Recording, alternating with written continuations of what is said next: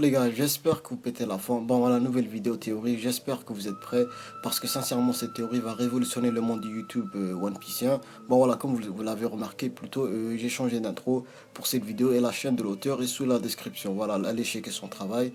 Et avant de commencer, vous savez ce que vous avez à faire, le petit pouce bleu des familles qui va te prendre même pas une seconde. Bon voilà, assez de blabla, let's go sa mère.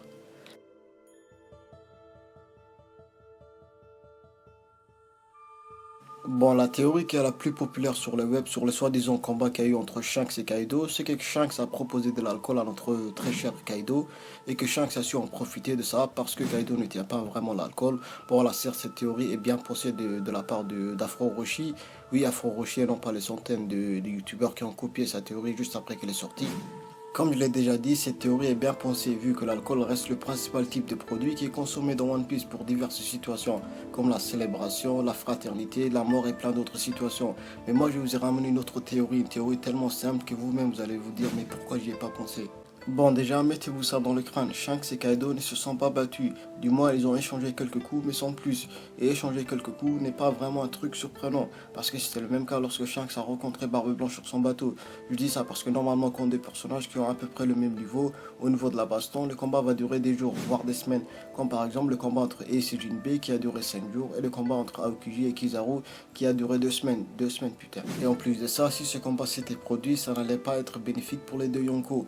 Ils allaient rien en tirer. Au contraire, s'il y avait eu une bataille entre la flotte de Kaido et celle de Shanks, la marine et le gouvernement mondial allaient en profiter, vu que forcément un des deux va tomber. Et ça va complètement chambouler l'équilibre des forces qui existent actuellement dans le monde de One Piece. Je ne vais pas rentrer trop dans le détail, parce que voilà, c'est pas le thème de cette vidéo déjà, et je prévois de faire une vidéo sur ce sujet.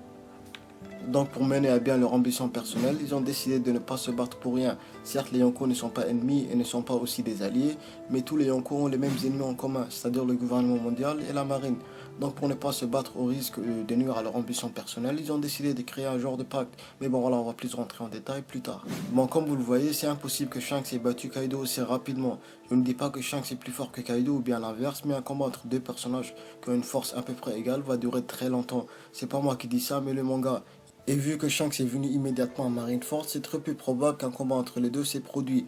Donc vous êtes en train de vous dire, si l'alcool et la baston n'ont pas arrêté Kaido, alors comment Shanks a fait? Dans ma dernière vidéo, j'avais dit que Kaido avait pour plan de se suicider, et pour commettre ce suicide, il a décidé de créer la Grande Guerre.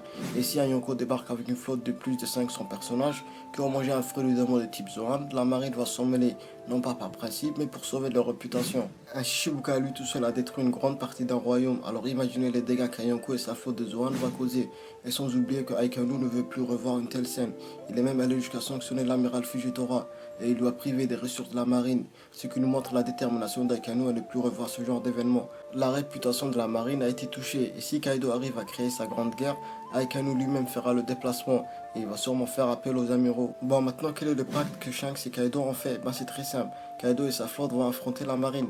Qui dit marine dit Shichibukai, vu que c'est une organisation que la marine fait appel lorsqu'un ennemi redoutable fait son apparition. Durant la Grande Guerre, seule la flotte de Kaido ne va pas arriver à bout de toute la marine et des Shichibukai. Quand bien même Kaido est puissant, si les membres de sa flotte ne sont pas assez puissants, bah c'est une défaite à coup sûr qui les attend. Même Jack a fait preuve de faiblesse face aux Minks. Alors imaginez si Kaido compte que sur sa flotte pour faire une guerre, pour trouver la mort. Il ne va pas mourir aussi bêtement. C'est là que Shanks va rentrer en guerre. Donc pour moi, Shanks va être aux côtés de Kaido lors de la guerre de Marineford, ce qui va donner un équilibre entre les différentes puissances qui vont être présentes. Deux Yonko d'un côté, les amiraux et Shichibukai de l'autre côté. Cet équilibre va être bénéfique pour Kaido parce que le combat qu'il va mener durant sa grande guerre va être passionnant. Bon, après voilà, reste à savoir s'il va réellement mourir ou pas.